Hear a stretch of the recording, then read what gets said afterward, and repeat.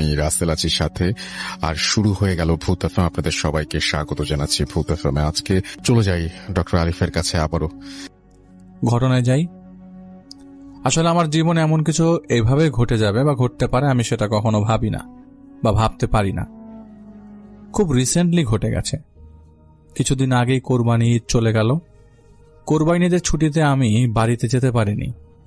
Official কিছু কাজ থাকায় আমাকে ঢাকাতেই থাকতে হয়েছে। ঈদের আগের দিন আমি আমার ওয়াইফকে বাসে তুলে দিয়ে বাসায় এসে সারাদিন গান শুনে মুভি দেখেই কাটিয়ে দিই। সন্ধ্যায় আমি ঘরের সব আলো অফ করে জানালার পাশে বসে বসে আমার ওয়াইফের সাথে কথা বলছিলাম। তখন আমি কেমন একটা হুইসপার অথবা কেউ ফিস ফিস করছে এরকম শব্দ পাই। কেমন একটা ফিস ফিস শব্দ ছিল সেটা কিন্তু বোঝা যাচ্ছিল যে শব্দটা আমার কানের ঠিক পাশেই, কারণ আমার মোবাইলটা বাম কানে ধরেছিলাম আর শব্দটা আমি ডান কানে শুনতে পাই। আমি কথা শেষ করে ভাবছিলাম কিসের শব্দ ছিল ওটা। পরে ভাবলাম যে হয়তো বাহির থেকে আসতে পারে, সেটা ভেবে আমি আর পাত্তা দিলাম না। রাত 12টার বেশি, তখন 1টার কাছাকাছি, মোটামুটি সবই নিস্তব্ধ। আমি রাতের খাবারটা শেষ করে এসে তখন ল্যাপটপ অন করে মুভি দেখছিলাম। হঠাৎ মনে হলো আমার ঘাড়ের উপর কেউ থুতু মারল। থুতু কেন বললাম, কারণ আমি স্পষ্ট শুনেছি কেউ থুতু ফেলার সময় যে শব্দটা করে সেই শব্দটা বলে আমার ঘাড়ে এসে পানি জাতীয় কিছু একটা পড়লো। ওই শব্দটা শোনার সাথে সাথে আমি তখন হাত দিয়ে দেখলাম রক্ত আর ফেনাযুক্ত থুতু। আমি একটু ভয় পাই, কারণ আমার বাসা 5 তলায়। বাসার চারপাশে একদম ফাঁকা।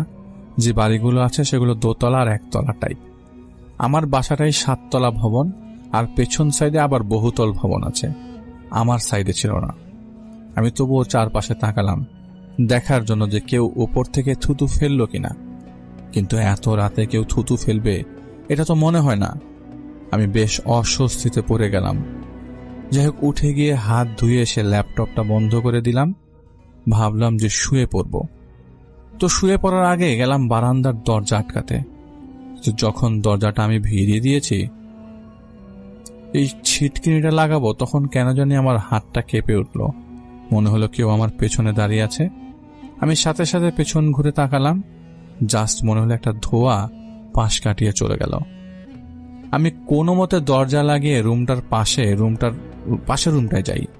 পানির বোতল নিয়ে এসে রুমের লাইট জ্বালিয়ে বিছানায় শুয়ে পড়লাম। মনে মনে ভাবলাম হয়তো একা ফ্ল্যাটে আছি, তাই হয়তো ভয় লাগছে। আমি দোয়া পড়ছিলাম আর ঘুমানোর চেষ্টা করছিলাম, কিন্তু আমি ঘুমাতে পারছিলাম না। আমি যতবার চোখ বন্ধ করছিলাম ততবারই মনে হচ্ছিল কেউ আমার মুখের উপর এসে তাকিয়ে আছে। আমি চোখটা খুললেই তাকে দেখব। আমি এবার এই পাশ ওপাশ করতে করতে কোনো একটা সময় ঘুমিয়ে পড়ি। হঠাৎ আমার গরম লাগা শুরু করে। আমি ক্যাঁচ ক্যাঁচ একটা শব্দ পাই। ঘুম থেকে উঠে চোখ মেলতেই আমার নজর পড়ে সিলিং ফ্যানের দিকে। আমি দেখি সাদা কাপড় পরিহিত একটা মানুষ আমার ফ্যানের সাথে ঝুলে আছে। এমন না যে সেটা ফাঁসি দিয়ে ঝুলে আছে, জাস্ট ফ্যানটা ধরে ওটার সাথে ঝুলে আছে। আর সেজন্যই ফ্যানের শব্দ হচ্ছে। ঘরের লাইটটাও বন্ধ ছিল, কিন্তু আমার স্পষ্ট মনে আছে যে আমি যে লাইট জ্বালিয়ে ঘুমিয়েছিলাম। অনেকের মনে হতে পারে তাহলে আমি ওই জিনিসটাকে দেখতে পেলাম কিভাবে। যেহেতু জানালায় পর্দা সরানো ছিল, তাই বাইরে থেকে বেশ খানিকটা আলো আসছিল ঘরের ভেতর, আর সেই মৃদু আলোতেই আমি ওই জিনিসটাকে দেখতে পাই। আমি ভয়ে বিছানার এক কোণে গুটি মেরে বসে পড়লাম আর তাকিয়ে রইলাম ফ্যানের দিকে। অবয়বটা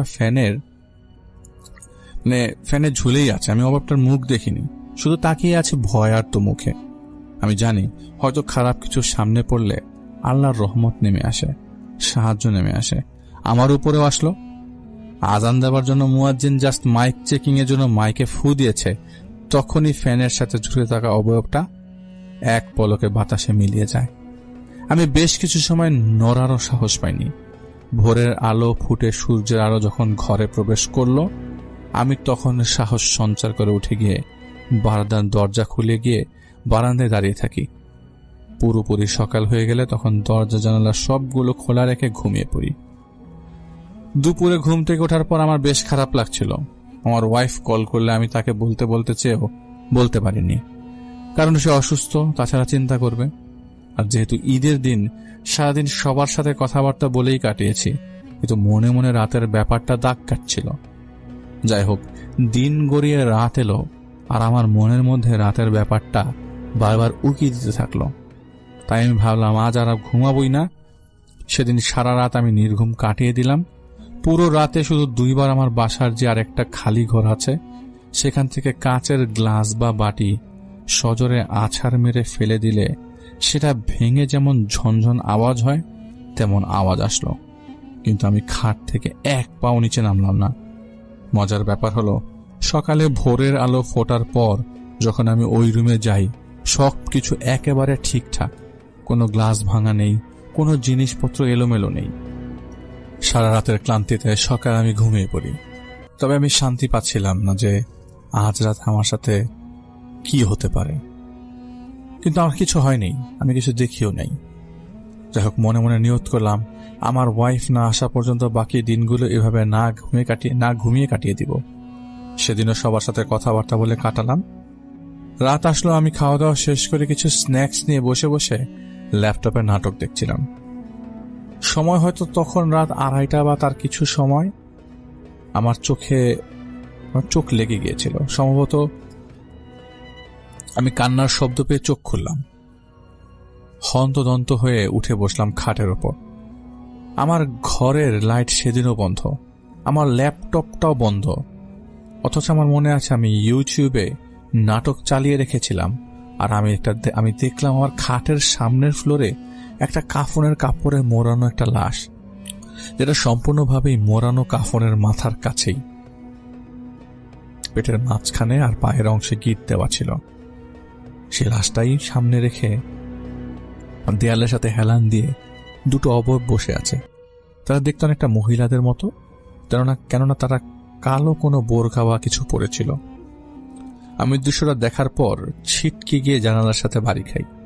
শুধুই জোরে জোরে চিৎকার করতে থাকি, কিন্তু জানি না সে চিৎকার কারো কানে পৌঁছেছে কিনা। আমার ভেতরটা শুকিয়ে আসছিল। মনে হচ্ছিল পুরো একটা সমুদ্র পানিও আমি একা খেয়ে ফেললে এই ভয়ের তৃষ্ণা আমার কাটবে না। কিন্তু অনেকটা সময় পর আমি অবাক হয়ে গেছিলাম, কারণ 2জন মহিলা লাশটা সামনে রেখে শুধু কেঁদেই যাচ্ছিল। আমি কতক্ষণ এভাবে ছিলাম আমি জানি না। হঠাৎ আমার মনে হলো আমার মাথাটা ঘুরছে, চোখ মুখ অন্ধকার হয়ে এলো আমার। আমি পাশে থাকা কোলবালিশটা জড়িয়ে ধরি। ভয় আর আতঙ্ক নিয়ে হয় অজ্ঞান হয়ে আছি, না হয় কোনো শক্তি আমাকে ততক্ষণে ঘুম পাড়িয়ে দিয়েছিল। কতক্ষণ এভাবে ঘুমিয়েছি আমার জানা নাই। আমার হঠাৎই ঘুম ভাঙল। আমি চোখ মেলে দেখি আমি যে কোলবালিশটা জড়িয়ে ধরে ঘুমিয়েছিলাম সেটা সেখানে নেই। সেখানে কে আছে জানেন? সেখানে নিচে যে লাশটা দেখেছিলাম কাফনে মোড়ানো, সেই লাশটাকেই আমি জড়িয়ে ধরে আছি। আমার একটা পা আর একটা হাত দিয়ে সেই লাশটা জড়িয়ে ধরেছি।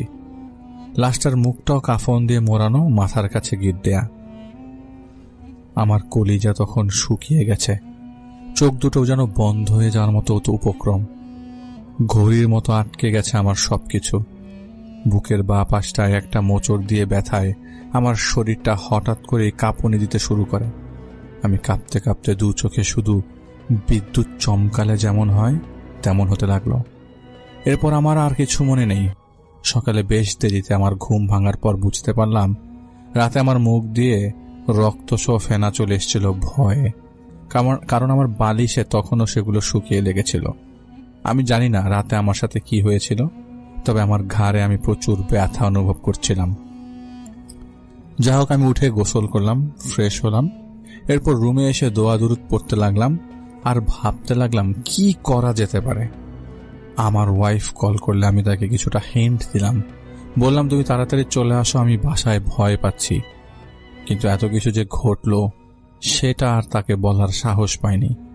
সে বলল দোয়া কালাম পরও ঠিক হয়ে যাবে। এদিকে আমার মনে তখনও ভয় কাজ করছিল যে আমি কি দৃশ্য দেখলাম গত রাতে। এখন কি করব, কোথায় যাব? ঢাকায় তেমন কোনো আত্মীয় নাই যে তাদের ওখানে যাব। এসব ভাবতে ভাবতে সারাদিন পার করলাম। কেন যেন মনে হলো রাতটা একটু তাড়াতাড়ি চলে এসছে আজ। ল্যাপটপে জোরে গান চালিয়ে দিয়ে 1 কাপ কফি বানানোর জন্য রান্নাঘরে গেলাম চুলায় পানি বসিয়ে দিলাম। এরপর মগে কফি তৈরির উপকরণগুলো দিয়ে পানি গরম হবার অপেক্ষায় দাঁড়িয়ে আছি।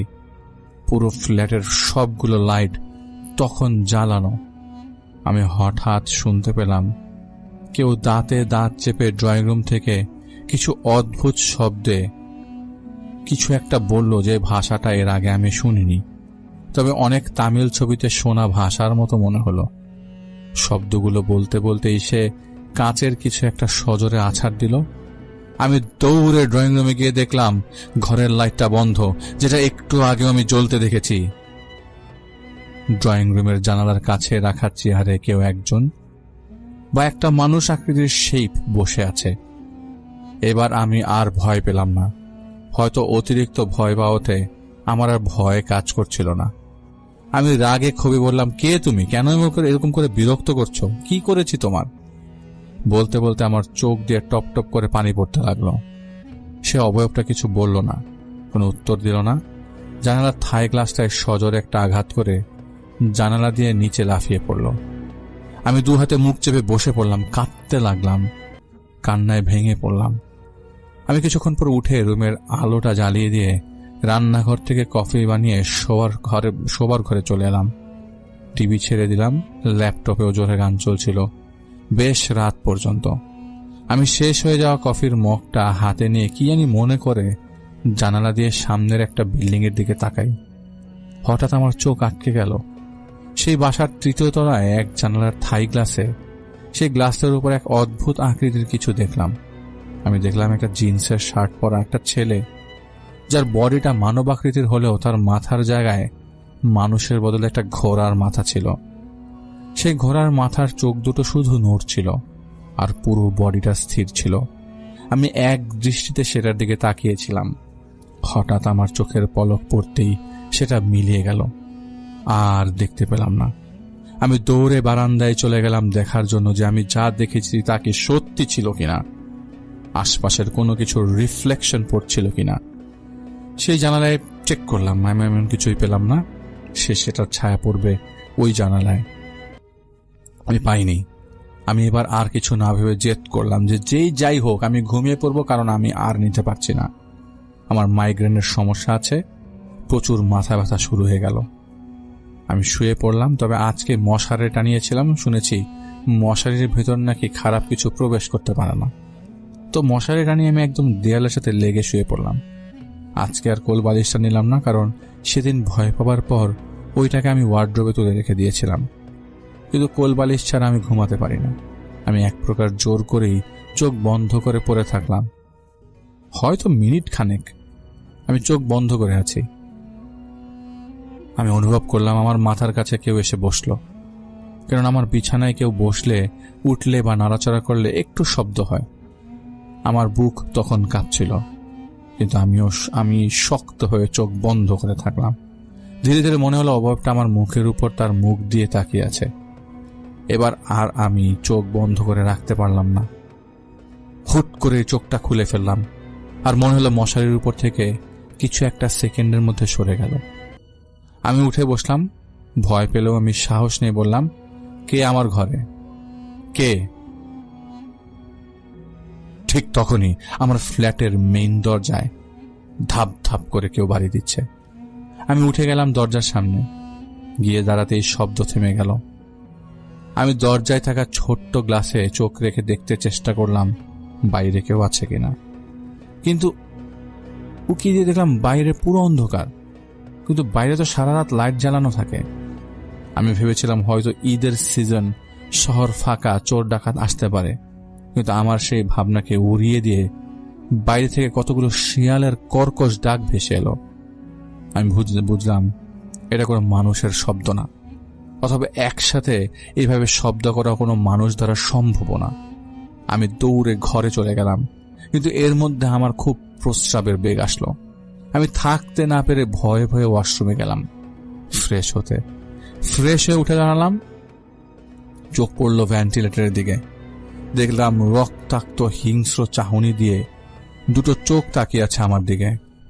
আমি কোনো মতে ওয়াশরুমের দরজাটা খুলে এক দৌড়ে চলে এলাম শোবার ঘরে। মশারির ভেতর ঢুকে পড়লাম।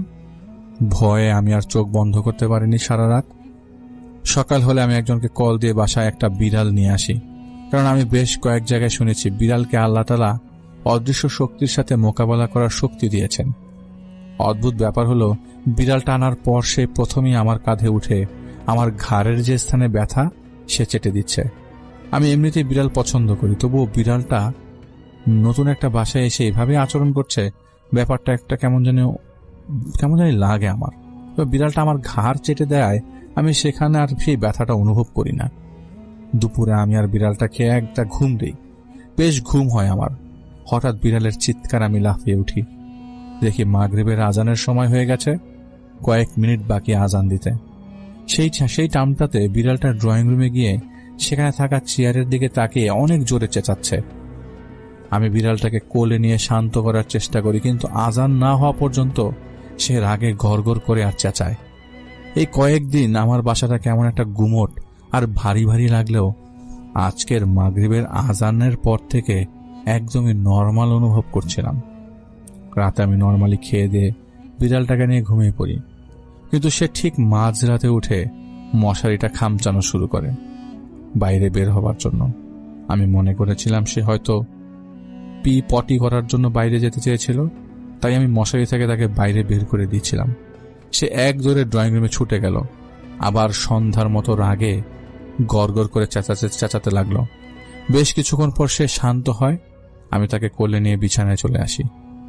সেদিনের পর আমি যে কয়েকদিন একা ছিলাম আর কিছু দেখিনি বা অনুভব করিনি। আর বিড়ালটা সবসময় আমার সাথেই থাকতে শুরু করে।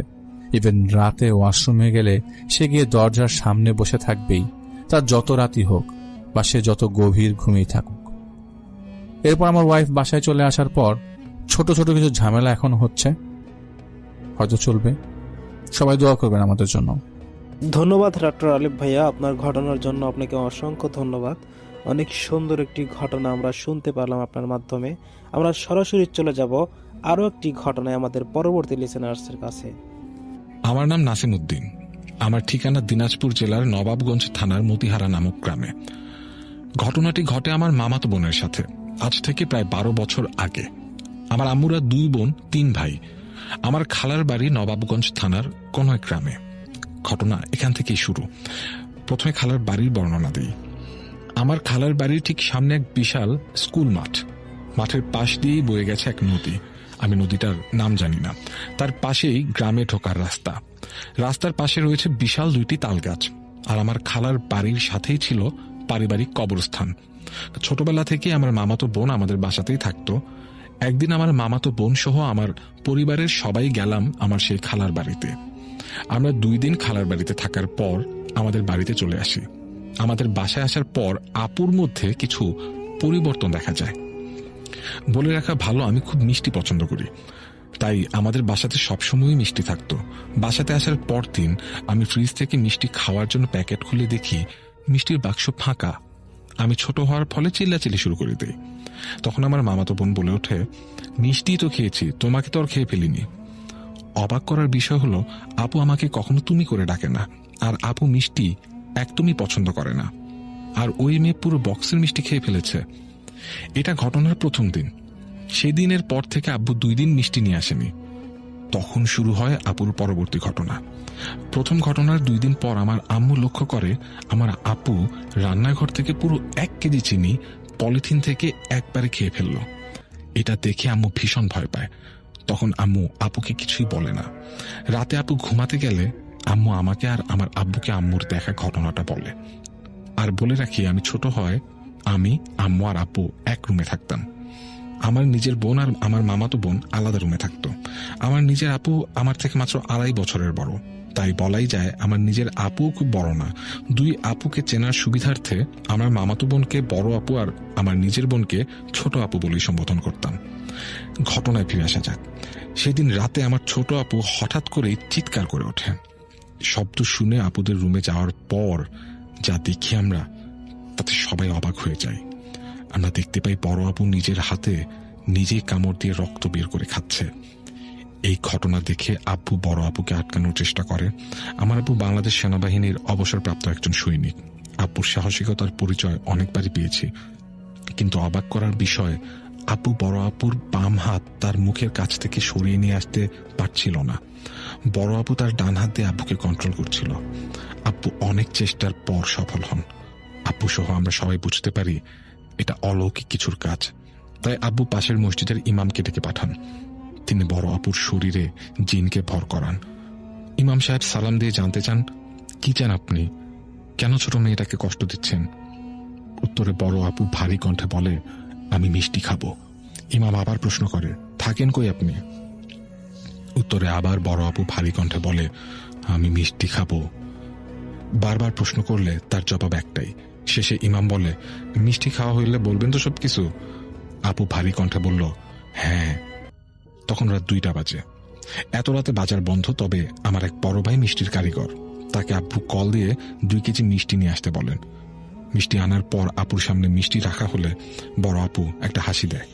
তারপর আমরা কিছু বুঝে ওঠার আগেই 5-7 মিনিটের মধ্যে 2 কেজি মিষ্টি খেয়ে ফেলে। আমরা রীতিমতো অবাক হচ্ছি, কিভাবে সম্ভব? তারপর ইমাম তার প্রশ্ন শুরু করেন, কই থেকে আসছেন আপনি? কিছুদিন আগে এই মেয়ে আমার সামনে দিয়ে চুল ছেড়ে দিয়ে আসছিল।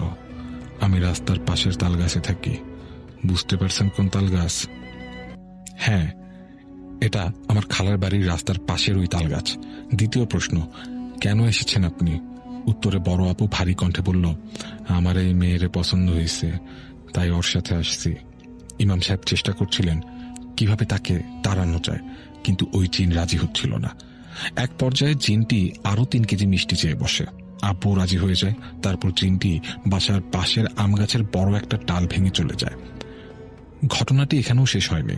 কিছুদিন পর বড় আপু আম্মুকে বলে, ফুপি, আমি না স্বপ্নে নামাজ শিখতেছি, কুরআন শরীফ তিলাওয়াত করতেছি।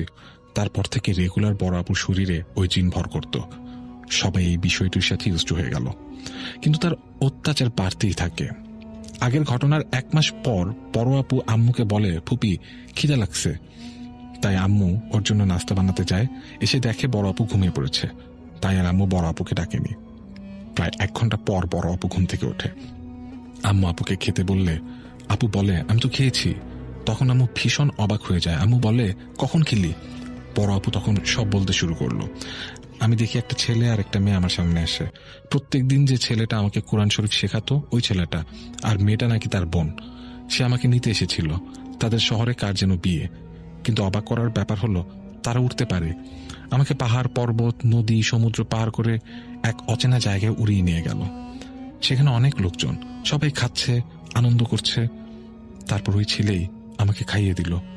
আমি অনেক খেয়েছি। তারপরও একজন কেন জানি বলল, তোমরা মানুষরা এত কম খাও কেন? কথাটা আমাকে ভাবিয়ে তোলে। আম্মু তখন বলে, ওঠ, তুই স্বপ্ন দেখছিলি। বড় আপু ভাবে তাই। আম্মু ঘটনাটি আব্বুর সাথে শেয়ার করে। আব্বু তখন বড় কবিরাজ ডাকে। তাকে পুরো ঘটনা বললে তিনি বলেন বড় আপুকে জিনে ধরেছে, আর ওই জিন আপুকে ওদের দেশে নিয়ে যেতে চায়। তিনি কিছু পানি পড়া, তেল পড়া দিয়ে যান, কিন্তু কোনো ইমপ্রুভমেন্ট হয় না। তারপর ওই কবিরাজকে আবার ডাকা হয়। তিনি জিনকে হাজির করেন, তাকে বড় আপুকে ছেড়ে দিতে বলেন, কিন্তু সে রাজি হয় না। এমন সময় আমার মামা জিনকে উদ্দেশ্য করে বলে, এগুলো নাটক, আমার সাথে করে দেখিস। তখন জিনটি ক্ষিপ্ত হয়ে মামাকে উদ্দেশ্য করে বলে, তুই আজকে রাত 1টার সময় শুধু চোখটা খুলে রাখিস। মামাও বলে, আচ্ছা। তারপর জিনটি কবিরাজকে উদ্দেশ্য করে বলে, হুজুর, আপনি আমাকে তাড়াতে পারবেন না, আমি এই মেয়ের ক্ষতি করব না বলে চলে যায়। মামা সেই রাতে অনেক ঘুমানোর চেষ্টা করেন, কিন্তু ঘুমাতে পারেন না, চোখ বন্ধ করে রাখেন। ঠিক রাত 1টার সময় মামার চোখ খুলে যায়। তখন তিনি দেখেন সাদা পোশাক পরা একটা কিছু তার সামনে দাঁড়িয়ে আছে। উচ্চতা রুমের মেঝে থেকে ছাদ পর্যন্ত। মামা ভীষণ ভয় পায়। ঠিক তখনই গরম বাতাসের সাথে তিনি শুনতে পান, কি আরো নাটক দেখবি? তারপর বর আপুর বিয়ে হয়। দুলাভাই পুলিশ কর্মকর্তা, কিন্তু সমস্যা হলো ভাইয়া যখন ছুটিতে বাসায় আসতো তখনই আগের সমস্যা শুরু হতো। তাদের বিয়ের 1 বছর পর থেকে আপনা আপনি সব স্বাভাবিক হয়ে গেছে। বড় আপুর একটা বাবু আছে। সবাই দোয়া করবেন। ধন্যবাদ আপনাকে আপনার ঘটনার জন্য, অসংখ্য ধন্যবাদ। আমরা চলে যাব আবারও আমাদের ডক্টর আলিফ ভাইয়ার কাছে। ভাইয়া, আপনাকে এই ঘটনাটি কে পাঠিয়েছিল, মানে পরের ঘটনাটি একটু যদি বলতেন। স্যারের কাছে পড়তে পড়তে বেশ টায়ার্ড হয়ে গেছি। স্যার পড়িয়ে যখন চলে গেলেন তখনও বাসায় ইলেকট্রিসিটি আসেনি। আম্মার রুমে জেনারেটর লাইট, ফ্যান চলে, তাই স্যার আসলে ওই রুমেই আমি পড়তে বসি, যাতে ইলেকট্রিসিটি চলে গেলেও পড়াশোনায় কোনো ব্যাঘাত না ঘটে। আমি টেবিল ছেড়ে এসে বিছানায় গা লাগিয়ে বসলাম। 1.5 থেকে 2 মাসের মতো বাকি আমার 7ম শ্রেণীর বার্ষিক পরীক্ষায়। পড়ার চাপে মাথা ব্যথা করছিল। বিছানা থেকে খানিকটা ডান দিকের পেছনটায় আমার পড়ার টেবিলটা রয়েছে, তার পাশেই বারান্দার জানালা। হঠাৎ কেমন যেন অস্বস্তি লাগতে শুরু করলো আমার। মনে হচ্ছিল পেছন দিকটায় যেন কেউ আছে আমার। তাই শোয়া অবস্থায় থেকে পেছন দিকটায় দেখার চেষ্টা করলাম। অনেকে পেছন দিকটায় দেখার জন্য যেমন শোয়া অবস্থায় মাঝে মাঝে দেখার চেষ্টা করে ঘাড় ঘুরিয়ে, সেই ঘাড় ঘুরিয়ে চেষ্টা করছি। ঘাড় ঘুরিয়ে তাকাতেই আমার শরীর যেন কাঁপুনি দিয়ে উঠল। সোজা ওই জানালার দিকে চোখ পড়ল আমার। দেখলাম একটা বিভৎস মুখ জানালার ওপাশের বারান্দায় দাঁড়িয়ে। আসলে দাঁড়িয়ে আছে নাকি বসে আছে সেটা ঠিক ঠাহর করতে পারলাম না। শুধু দেখলাম 2 হাত দিয়ে জানালার গ্রিল ধরে দাঁড়িয়ে আছে কেউ, যার মাথা আমার দিকে তাকিয়ে আছে, যার হাতটা কোনো মানুষের হাতের মতো লাগছে না। যতদূর খেয়াল করতে পারলাম দেখলাম ওটার হাতে 6টা আঙ্গুল। আরও থাকলে থাকতে পারে, তবে আমার চোখে শুধু 6টাই পড়ল।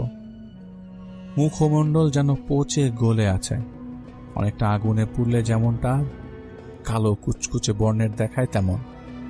সাদা ধবধবে চোখ যেন মুখমণ্ডল থেকে বেরিয়ে আসছে। হলুদ রঙের দাঁতগুলো সব বেরিয়ে আছে। আর কি এক যে বিচ্ছিরি হাসি, তা বলে বোঝানো সম্ভব না। তিরস্কার মেশানো সেই হাসির মাত্রা হজম করার মতো বয়স আমার ছিল না। আমি ওটা দেখার পর কিছুক্ষণ থ হয়ে গেলাম। এরপর আবার চুপ করে শুয়ে পড়ি। তখন আমার ভয়ে গলা দিয়ে শব্দ বের হচ্ছিল না। কি করব বুঝতে পারছিলাম না। আপনারা যদি একটু কাইন্ডলি আপনাদের নিজেদের ঘাড় ঘুরিয়ে আপনাদের এই অন্ধকার জানালাটার দিকে একটু তাকান এবং সেখানে যদি দেখেন একজন মানুষ ঝুলে আছে, তিরস্কার মেশানো একটি হাসি আপনাকে দিচ্ছে, আপনার কিরকম লাগবে? খুব জোর দিয়ে মনকে স্থির করলাম। 2 হাত দিয়ে চোখ চেপে ধরে আম্মাকে চিৎকার করে ডাকলাম। সঙ্গে সঙ্গে ড্রয়িং রুম থেকে আম্মা দৌড়ে আসে। সাথে সাথে আমার আন্টি আর বড় আপুও চলে আসে। ওনারা রুমে ঢুকেই আমার অবস্থা দেখে বুঝে গেছিলেন আমি মারাত্মক ভয় পেয়েছি, তাই আমাকে শান্ত করার চেষ্টা করলেন। কিন্তু আমি ভয়ে চোখ খুলছিলাম না। চোখ বন্ধ করেই হাত উঁচিয়ে ইশারায় জানালার দিকটায় ইশারা করলাম, দেখালাম যেখানে কেউ আছে দেখো, আর বললাম যে বারান্দায় কে যেন দাঁড়িয়ে আছে। এটা শুনে আপু আর ওই আন্টি বারান্দা চেক করতে যায়। এমনকি পুরো ফ্ল্যাট ভালোভাবে খুঁজেও কোনো অস্বাভাবিক কিছু পাওয়া গেল না। আমাদের বারান্দাটা ছিল দক্ষিণ দিকে, আর ওই দিকটায় কোনো বিল্ডিং ছিল না। নিচে ছিল 2.5 কাঠার একটা প্লট, যেখানে শুধু টিন শেড করা হয়েছিল। এরপরে প্রায় 30 ফিটের রাস্তা। অতএব 4র্থ তলার উপরেই বারান্দায় বাহির থেকে কোনো মানুষ কিংবা কুকুর বেড়ালো আসার কোনো সম্ভাবনা নেই। সবাই বিষয়টা শুধুমাত্র আমার কল্পনা হিসেবে চালিয়ে দিতে চাইল, কিন্তু আমি জানি ওই দৃশ্যটা কতটা ভয়াবহ আর কতটা বাস্তব ছিল।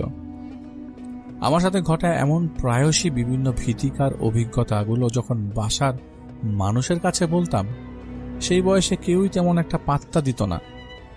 কিন্তু একমাত্র আম্মা আমার এসব বিষয়কে কখনোই সরাসরি ভ্রান্তি বা বানোয়াট বলে আখ্যা দেয়নি।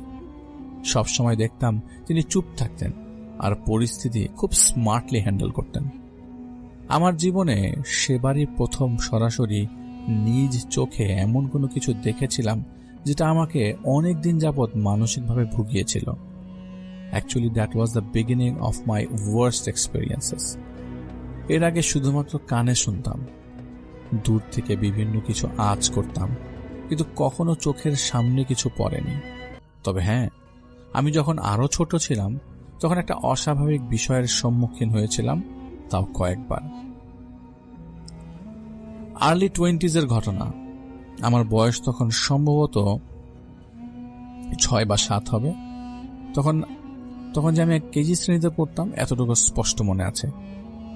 আমরা সেই সময় একই বিল্ডিং এ একদম নিচের তলায় সাবলেট হিসেবে থাকতাম একটা ফ্যামিলির সাথে। বিল্ডিংটা তখন 4 তলা ফাউন্ডেশন দেওয়া ছিল। আমি, আমার বোন আর আম্মা একসাথে থাকতাম একই রুমে। আর আব্বা তখন চিটাগংয়ে চাকরি করত। যাদের সাথে সাবলেট থাকতাম সেখানে একজন বয়স্ক নারী ছিলেন। উনি ছিলেন বেশ পরহেজগার। আমি তাকে নানু বলে ডাকতাম। তারাও আমাকে ভীষণ আদর করত। একদিন বিকালের ঘটনা, আমি ওই নানুর ঘরের মেঝেতে বসে বিছানায় ছোট্ট ছোট্ট গাড়ি দিয়ে খেলছিলাম। রুমে তখন আমি একাই ছিলাম। খেলতে খেলতে একসময় আমার জানালার দিকে চোখ যায়। দেখি জানালার কাঁচ সহ গ্রিল অনবরত কাঁপছে। বাইরে শো শো শব্দ হচ্ছে। আমি না তাকিয়ে আছি সেদিকে। দেখি আকাশে একটা পাখি উড়ছে, আর সেটা উড়তে উড়তে মনে হচ্ছে একদম জানালার দিকেই আসছে। খুব অল্প সময়ের মধ্যেই পাখিটা ওই জানালার একেবারে কাছে চলে আসে। আর দেখলাম এটা বিশাল একটা পাখি। জানালার ওপাশে একটা দেয়াল ছিল। পাখিটা সেখানে এসে বসতেই পুরো জায়গাটা জুড়ে শুধুমাত্র ওই পাখিটাকেই দেখা যাচ্ছিল। এত অপরূপ সুন্দর বিশাল সেই পাখিটা, এর সৌন্দর্য আসলে বর্ণনা করা বেশ কঠিন।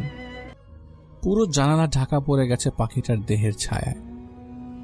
রুম একেবারে অন্ধকার হয়ে গেল। তবু আমি অবাক হয়ে মুগ্ধ হয়ে শুধু পাখিটাকেই দেখছিলাম। টকটকে সবুজ রঙের একটা বিশাল পাখি।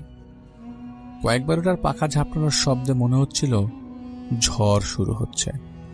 ঠান্ডা আর ঝড়ো বাতাস জানালা দিয়ে আমার পুরো দেহে সপাটে ধাক্কা দিতে লাগলো। আর পাখার মধ্যে মনে হচ্ছিল কাচের হাজার হাজার টুকরো বসানো, যেগুলো সম্ভবত সূর্যের আলোতে ঝিলমিল করছিল। ওই বয়সের এরকম সৌন্দর্যের মাহাত্ম্য বা কোনো অর্থই আমার কাছে খুব একটা বোধগম্য ছিল না। এটা খুবই স্বাভাবিক। পাখিটা কিছুক্ষণ সেখানে বসে আবার কোথায় যেন উড়ে গেল।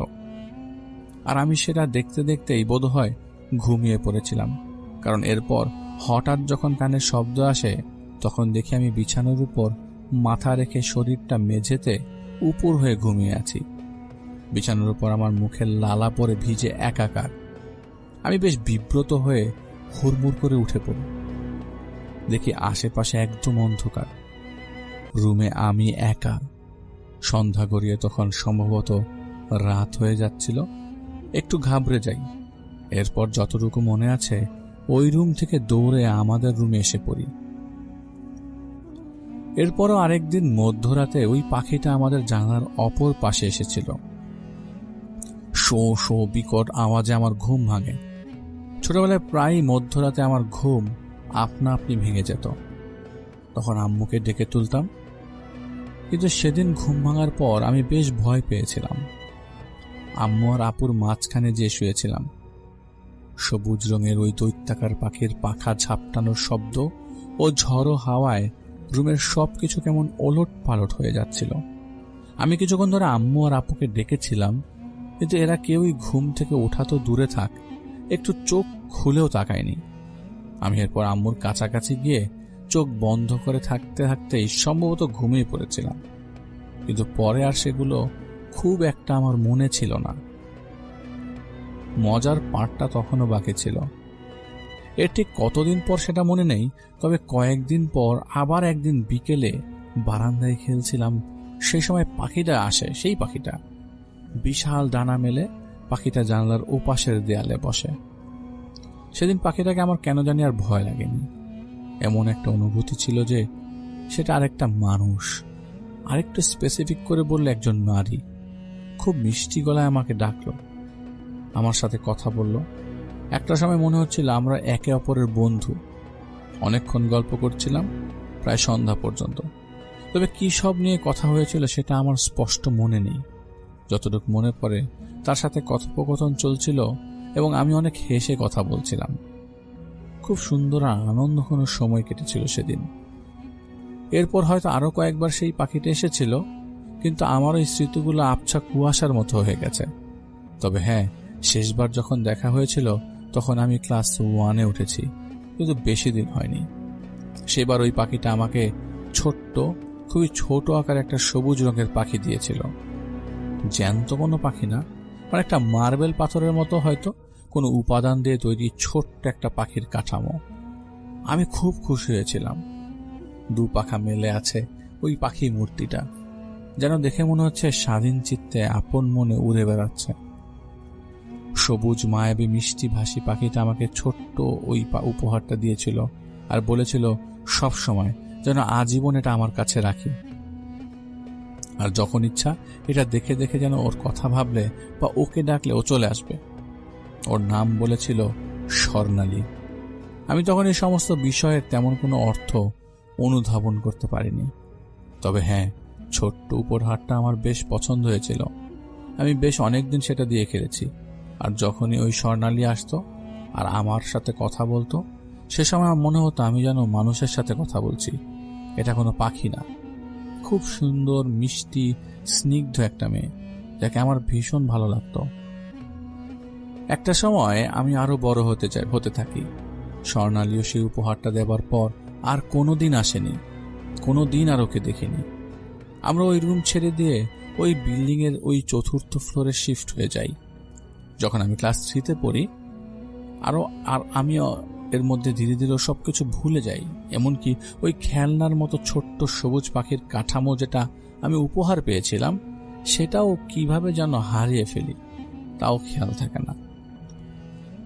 এখন অবধি ও আমার মনে পড়ে না আমি কিভাবে, কবে, কোথায় অপরূপ উপহারটি হারিয়েছিলাম। এরপর থেকে বেশ খানিকটা বছর আমি ঘটনাগুলোর অস্পষ্ট স্মৃতি নিয়ে চলতে চলতে একটা সময় ভেবেই নেই ওগুলো সবই আমার ছোটবেলার স্বপ্নে ঘটা স্মৃতি ছিল। আসলে সবকিছু বাস্তবে ঘটা সম্ভব নয়, কারণ দিনে দিনে যতই নিজেকে বিজ্ঞানের সাথে জড়িয়ে ফেলতে থাকি, যতই বিজ্ঞান মনস্ক হতে থাকি, ততই আমি নিজের মধ্যে ধারণা পোষণ করতে থাকি যে ওই আবছা অস্পষ্টগুলো, ওই স্মৃতিগুলো শুধুমাত্র আমার ছোটবেলার একটা নির্দিষ্ট বয়স পর্যন্ত দেখা একই স্বপ্নের বা একই ধরনের একাধিক স্বপ্নের সমষ্টির প্রতিচ্ছবি মাত্র, যেগুলো আমার সাবকনশিয়াস মাইন্ডে হয়তো রয়ে গেছে। আর মাঝে মাঝেই অনুকূল পরিস্থিতি বা আলাদা একটা পারিপার্শ্বিকতা পেলেই সেই প্রতিচ্ছবিগুলো আবারও মস্তিষ্কে নাড়াচাড়া দিয়ে ওঠে। ওসব হয় আমার বিচ্ছিন্ন স্বপ্ন সমষ্টির স্মৃতি, নয়তো ওই বয়সের হ্যালোসিনেশন।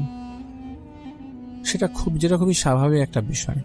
অনেক ক্ষেত্রেই বিভিন্ন কারণে ছোট শিশুরা নিজেদের অজান্তেই কাল্পনিক বিভিন্ন চরিত্র তৈরি করে এবং প্রতিদিনের খেলার সাথী হিসেবে সেই অবান্তর কাল্পনিক চরিত্রগুলোকে বাস্তব হিসাবে ভাবতে শুরু করে এবং সে সকল বানানো চরিত্রদের সাথে সময় অতিবাহিত করতে থাকে।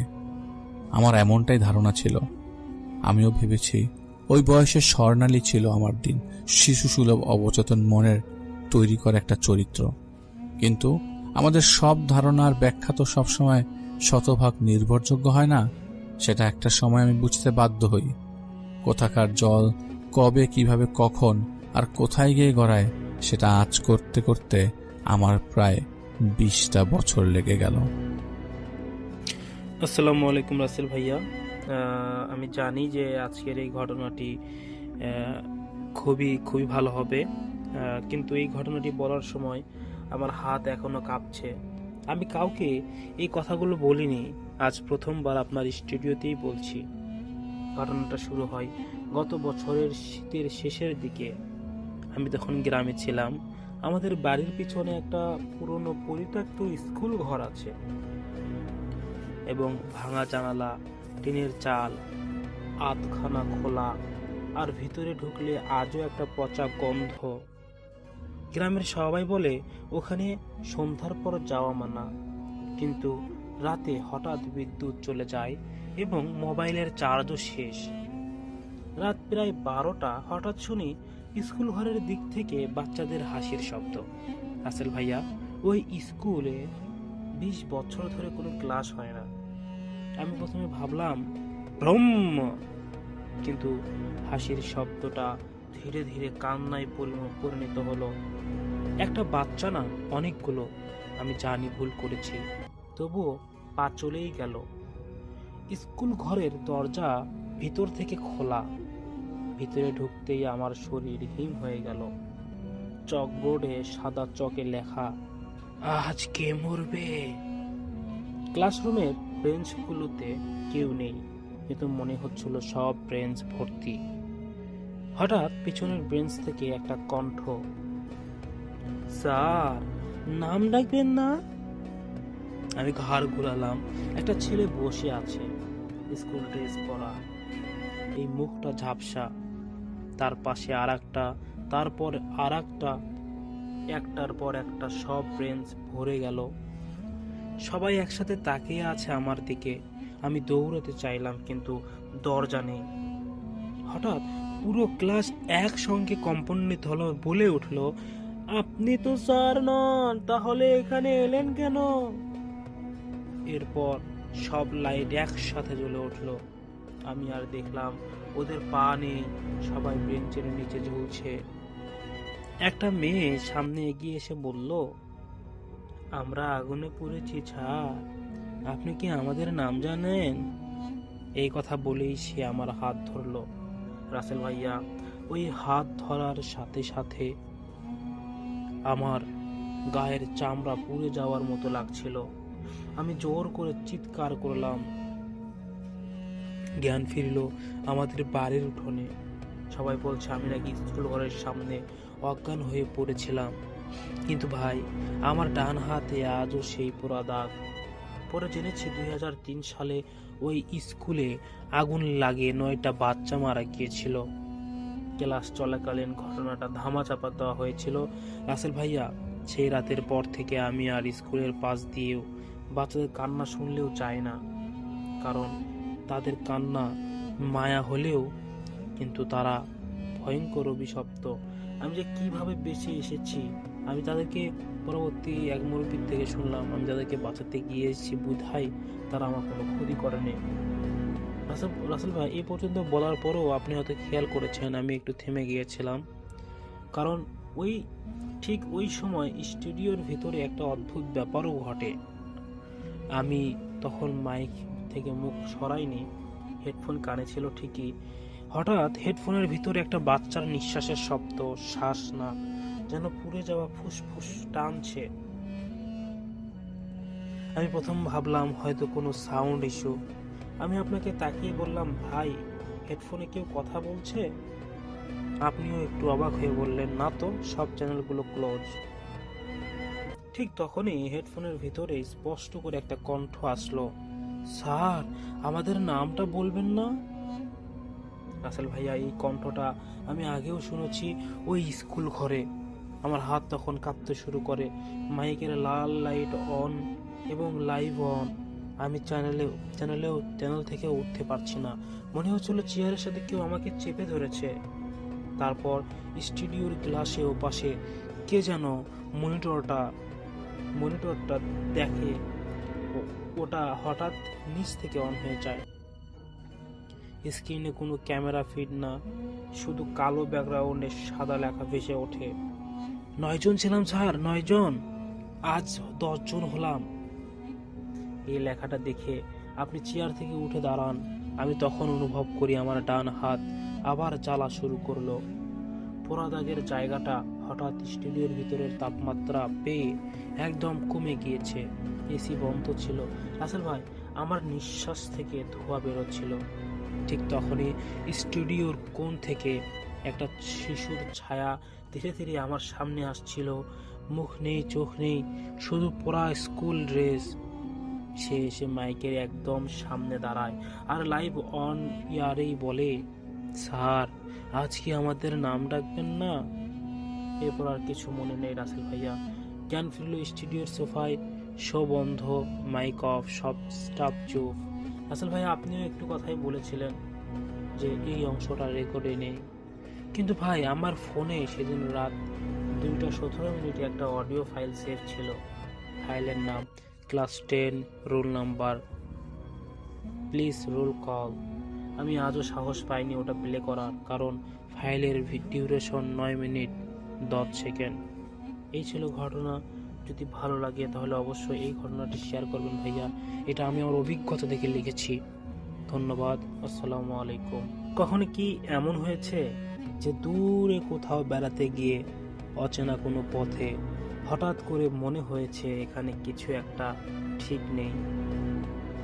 নীরব রাত, অচেনা বাড়ি, বন্ধ হয়ে যাওয়া ফোন নেটওয়ার্ক, আর হঠাৎ শুনতে পাওয়া কোনো অদ্ভুত শব্দ। আপনিও কি কখনো এমন ভৌতিক অভিজ্ঞতার মুখোমুখি হয়েছেন? নাকি এমন কোনো ঘটনা জানেন যা আজও মনে পড়লে গা শিউরে ওঠে?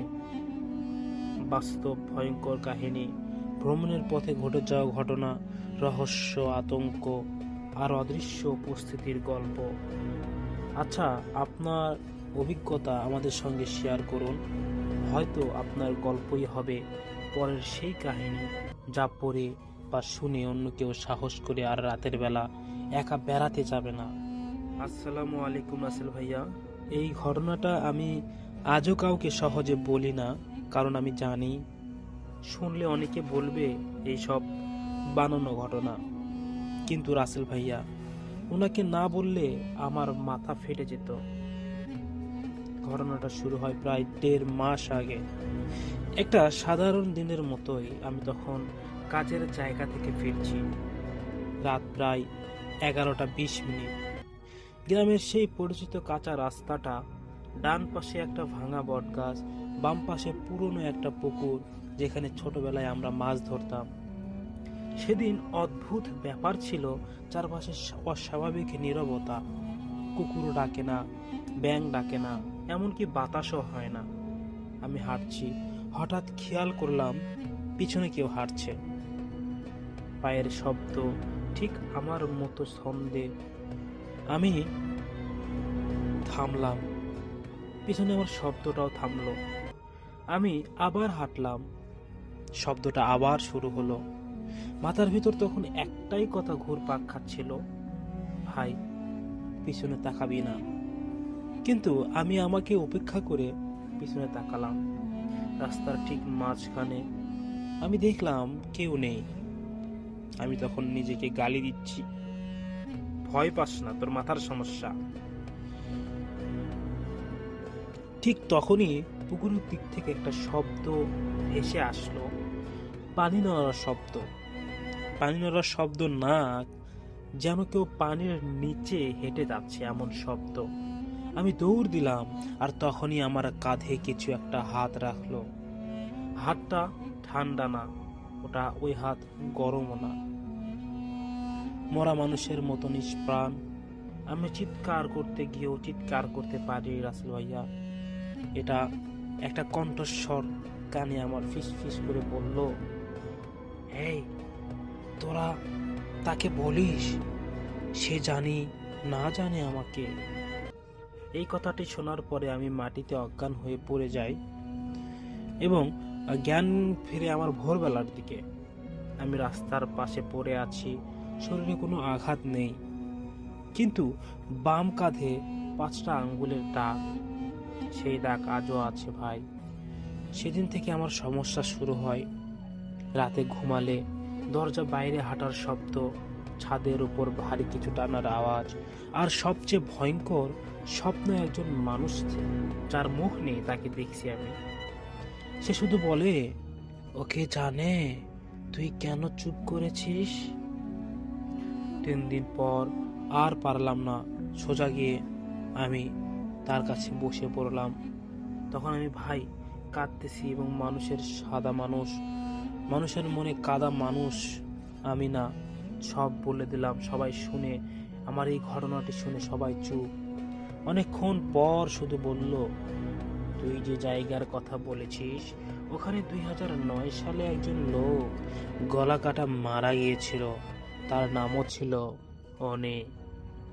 এই কথা শোনার পর আমার কাঁধের দাগটা জল জল করে উঠল। সেদিনের পর থেকে ওটা আর আসে না। কিন্তু ভাই, আজও মাঝে মধ্যে হঠাৎ ঘুম ভেঙে যায় আমার, আর কানে ভেসে আসলো, বলিস না সবাইকে, আমি কিন্তু আবার আসব। ভাই আমি জানি এটা অনেকে মনে করবে বানানো ঘটনা, কিন্তু এই দাগ আমি বানাইনি ভাই। আমাদের ঘাড়ে 5টা দাগ, এটা আমি বানাইনি, এখনো আছে, আপনি চাইলে আমি দেখাতে পারবো। তো এই ছোট্ট ঘটনাটি একজন লিখেছে। আমি আমাদের এই চ্যানেলের মাধ্যমে যারা এই ঘটনা পাঠায় তাদের ঘটনায় পড়ি। আমি হৃদয়, জেলা ব্রাহ্মণবাড়িয়া, থানা আখাউড়া, ভৌতিকতার একজন নিয়মিত শ্রোতা। আজকে কিছু ঘটনা নিয়ে হাজির হয়েছি। উনি যেটা বলেছেন যে আলিফ ভাই এটা কোনো ঘটনা না, এখানে অনেকগুলো ছোট ছোট ঘটনা থাকবে, আর ঘটনাগুলো তার নানু বাড়ি ও তার আশপাশের বাড়ি থেকে নেয়া। তার মার কাছ থেকে কিছু ঘটনা তিনি শুনেছেন এবং কিছু ঘটনার সাক্ষী তিনি নিজেও ছিলেন। তিনি বর্তমানে সৌদি আরবের মক্কা শহরে কর্মরত। আর ঘটনাটা তার নানা বাড়িকে কেন্দ্র করে একটি ঘটনা, যেটা আখাউড়া থানার কোন একটা গ্রামে। সঙ্গত কারণে তিনি গ্রামের নাম প্রকাশ করেননি। তো তার নানা বহু আগেই দুনিয়া ছেড়ে পরপারে চলে গেছেন। তার নানার বেশ কিছু জায়গা জমি ছিল, কারণ তার নানা ওনার বাবার একমাত্র সন্তান ছিলেন। তারা প্রথমে ইন্ডিয়ার বাসিন্দা ছিলেন, ত্রিপুরা রাজ্যে। সেখানে তখনকার সময় মুসলিমদের উপর বেশ অত্যাচার করা হতো। সেই কারণে তারা তার নানা বাড়িটা হয়েছে বর্তমানে আখাউড়াতে। তারা সেখান থেকে চেঞ্জ করে এখানে শিফট হয়ে গেছেন। যখন তারা এখানে এসছেন তখন সেখানে হিন্দু ফ্যামিলি অথবা হিন্দু ধর্মাবলম্বী লোকজন বসবাস করত এবং তাদের মাঝেই তার নানা বসবাস করা শুরু করে। এটা মুক্তিযুদ্ধের অনেক আগে, তো লিসনারদের বোঝার ক্ষেত্রে এতটুকু বর্ণনা দেওয়া। তার নানিও ছিলেন অনেক ধনী পরিবারের একজন মেয়ে। তো নানির বাবা মা মারা যাওয়ার পরে নানিকেও তার নানার জায়গায় একটি বাড়ির জায়গা ও পুকুর কিছু জমি কিনে দিয়ে যান, যা নানুর নামে ছিল। তো তার নানার বাড়ি ছিল তখনকার সময়ের মেন রাস্তার সাথে। তখন তো মাটির রাস্তা ছিল, আর রাস্তার পূর্ব পার ছিল নানার বাড়ি এবং এরপরে পুকুর ছিল, একটা বাঁশঝাড় ছিল। রাস্তার পশ্চিম পার ছিল নানুর বাড়ি, নানুর পুকুর ও বাঁশঝাড়। নানুদের বাড়ির পেছনেও ছিল বেশ অনেক বসত বাড়ি। তা গ্রাম অঞ্চলে যে বাঁশঝাড়গুলো হয় সেগুলো আগের দিনেতে বেশ বেশ ঝোপঝাড় দিয়ে ভরা ছিল। সন্ধ্যা হলেই সেই জায়গায় বেশ নিস্তব্ধতা ছেয়ে যেত, নীরব হয়ে যেত চারপাশ। তো তারা নানার বাড়ি একটা বড় পুকুর ছিল, সেই পুকুরের একটা পার পুরোটাই ছিল বাঁশঝাড়, ঝোপঝাড় ছিল। দুইটা বড় বড় তেঁতুল গাছ ছিল, তার সাথে লাগাও একটা সরু খাল গেছে পুকুরের পাশ দিয়ে। সেই বাঁশঝাড় দিয়ে পাশ দিয়ে একটা সরু খাল গেছে। সেই খালে তখনকার সময় মাছ ধরার একটা প্রচলন ছিল। গ্রামের অনেক মানুষজন সেখানে মাছ ধরত রাতের বেলায়। তো একদিন এরকম তার নানা এবং তার বড় দুই মামা মিলে রাতে সেখানে খালের পাড়ে গেছিল মাছ ধরতে। একটা পর্যায়ে তারা বেশ অনেকগুলো মাছ পায়, কিন্তু একটা তারা জিনিস খেয়াল করে যে তারা মাছ ধরে যে পাত্রে রাখছিল সেখান থেকে মাছ আপনা আপনি উধাও হয়ে যাচ্ছিল। পুরাই যতটুকু মাছ ভরেছে পুরাটাই খালি হয়ে গেছে। তারা তো অবাক হয়ে গেল যে এতক্ষণ ধরে মাছ ধরলো, মাছগুলো গেল কোথায়। একটা জিনিস খেয়াল করে, আর তখনই তারা আসলে মেইন ভয়টা পেয়ে যায়। একটা বাঁশঝাড় থেকে অজস্র থুতু তাদের গায়ের উপরে নিক্ষেপ করা হয়। পুরো বাঁশঝাড় প্রচন্ড বাতাসে তাদের মাথার উপরে চলে আসছিল, নুয়ে পড়ে মাথার উপরে চলে আসছিল। তাদের এটা দেখার পর তাদের একদম অবস্থা খুব খারাপ হয়ে যায়। তার নানারা যে জাল দিয়ে মাছটা ধরছিল, ওই জালের বাঁশ ভেঙে তার মামাকে অদৃশ্য কেউ প্রচন্ড মেরেছিল সেদিন। মাথার উপরে তুলে কয়েকটা আছাড়ও মেরেছিল। তখনও কিন্তু তারা পানিতেই ছিল। অবস্থা ভয়াবহতা দেখে তার মামা ও নানা চিৎকার চেঁচামেচি শুরু করে দেয়। করতে করতে এক পর্যায়ে কোন রকম বাড়ির উঠানে গিয়ে হুমড়ি খেয়ে পড়ে। সেই রাতেই তার মামার অনেক জ্বর আসে, শরীর ব্যথা। এক পর্যায়ে সবাই ভেবে নিয়েছিল তিনি হয়তো বাঁচবে না, কারণ কন্ডিশনটা এমন হয়ে গেছিল, ছটফট করতে করতে মানুষজন মনে করেছিল তিনি বাঁচবে না। কিন্তু পরে কোনো এক কবিরাজ এনে মামাকে সুস্থ করা হয়। সে যাত্রায় আল্লাহর রহমতে বেঁচে যায় তার মামা। তার নানুর বাড়ি নিয়ে আর একটা ঘটনা ছিল। তার নানুর বাবা নানুকে যে বাড়িটা কিনে দিয়েছিল সেই জায়গাটা নিয়ে একটা ঘটনা। তো যে জায়গাটা কিনে দিয়েছিল ওই জায়গায় তখন একটা হিন্দু পরিবার বসবাস করত। ওই ফ্যামিলির কর্তার নাম ছিল নিতাই শীল, তারা শীল বংশের। তো ঘটনা হচ্ছে এই নিতাই শীলের কোনো বাচ্চা জন্মের পর বেশি দিন বাঁচত না, বেশি হলে ম্যাক্সিমাম 3-4 দিন, এবং অনেক বাচ্চা গর্ভের মধ্যেই মারা গেছে। আর যদি কোনো বাচ্চা জন্ম নিত তাহলে 2-4 দিনের মধ্যে বাচ্চাটার শরীর নীল হয়ে যেত এবং কয়েকদিনের মধ্যে বাচ্চাটা মারা যেত। এমন করে অনেকগুলো বাচ্চা তার মারা গেছিল। ওই বাড়িতে একটা পুকুর ছিল। বাড়ির মহিলারা যখন পুকুরে কাজ করতে যেত তখন তাদের অদৃশ্য কেউ মাঝে মাঝে ধাক্কা দিয়ে পুকুরে ফেলে দিত। তো এক পর্যায়ে গ্রামের মানুষজন বলাবলি করত যে এটা ভূতের জিনের কাজ। তখনকার সময় মানুষ ভূত বলতো। আর আমরা তো সবাই জানি গ্রামের মানুষ অল্পতেই অতিরিক্ত আতঙ্কিত হয়ে যায়। এরপর চারিদিকে একটা কোলাহল সৃষ্টি হয়। নিতাইশীল তখনকার সময়ে হুজুর অথবা কবিরাজ যাই বলা হোক না কেন নিয়ে আসে, অনেক রিচুয়াল করে। সেই হুজুর তাদেরকে অনেকগুলো তাবিজ দিয়ে যায় বাড়িটা বন্ধ করবার জন্য। বাড়িটা বন্ধ করে, শেষমেশ তাদের দুটো সন্তান সুস্থভাবে হয়েছিল। এই ঘটনা তাদের নানুর বাড়িতেই। ওই বাড়ির চারিপাশে হিন্দু ধর্মাবলম্বীদের বসবাস ছিল। তো তখনকার সময় মানুষ জ্বালানির কাজে ব্যবহারের জন্য বিভিন্ন সময় বিভিন্ন জায়গা থেকে পাতা ঝাড়ু দিয়ে নিয়ে যেত গ্রামের মানুষ। তো এমনি একজন হিন্দু মহিলা এসে পাতা ঝাড়ু দিতে আসে। প্রায় দুপুর হবে। আচমকা মহিলাকে উপর থেকে অদৃশ্য কেউ চুলের মুঠি ধরে টান দিয়ে নিয়ে যায় একটা করই গাছের উপর। সেখানে নিয়ে অনেক মারধর করে, এক পর্যায়ে তাকে নিচে ফেলে দেয়।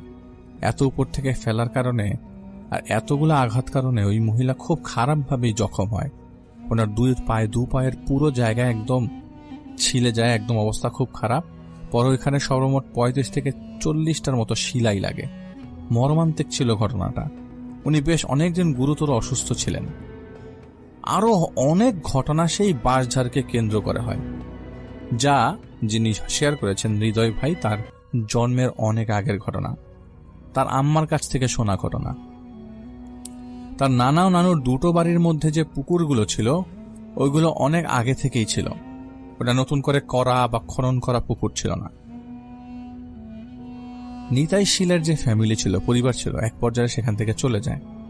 তো তার নানু ওইখানে একটা বাড়িতে নতুন করে তৈরি ঘর, মানে ওখানে বাড়ি তৈরি করে নতুন করে ওই জায়গাতে।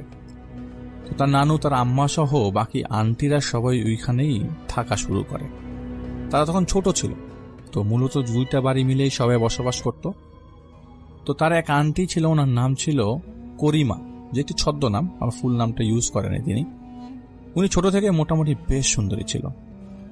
গ্রামে তো তখন স্কুল ছিল না, যাও ছিল স্কুলগুলো তখন দূরে দূরে ছিল। তো তার আন্টি 2 গ্রাম পরে একটা স্কুলে লেখাপড়া করত। ও একদিন দুপুরবেলা স্কুল থেকে বাড়ি ফেরার পথে রাস্তার মধ্যে তিনি হঠাৎ বেহুশ হয়ে মাটিতে পড়ে যায়।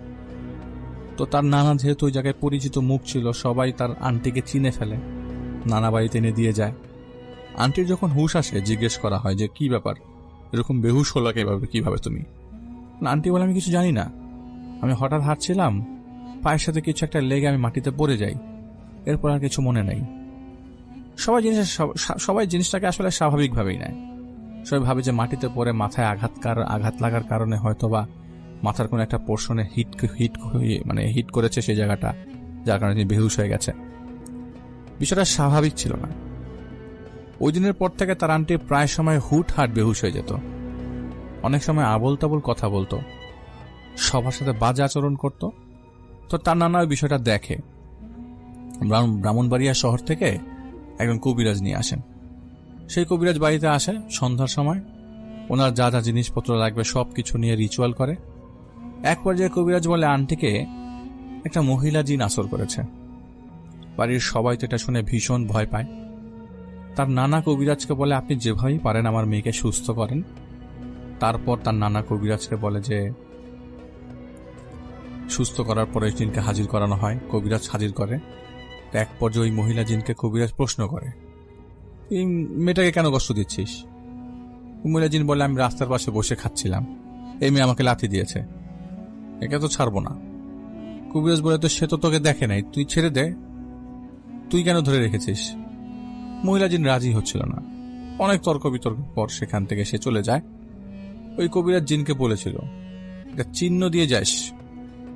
আশ্চর্যজনক হলেও ঠিক ওই মহিলা জিনটা যাওয়ার আগে নানার একটা গাছের ডাল ভেঙে দিয়ে যায়। কবিরাজ আন্টিকে কিছু তাবিজ দিয়ে যায়, ঝাড়ফুঁক করে। বেশ কয়েকদিন ভালোই ছিল, আন্টিও ভালো ছিল, কিন্তু আরো কিছু হয়তোবা তার আন্টির জন্য অপেক্ষা করছিল। ওই ঘটনার পর তার আন্টি পুকুরে পাড়ে চাল ধরার জন্য গিয়েছিল। তার মা তার নানু তাকে পাঠিয়েছিল চাল ধরার জন্য।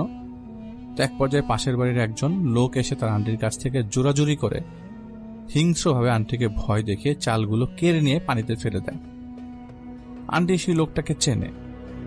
তারপর আন্টি বাড়ির উঠানে এসে চিৎকার চেঁচামেচি করতে থাকে, বলে যে অমুকে আমার চাল নিয়ে গেছে, আমি পানিতে পড়ে গেছি, পানিতে চাল ফেলে দিয়েছে।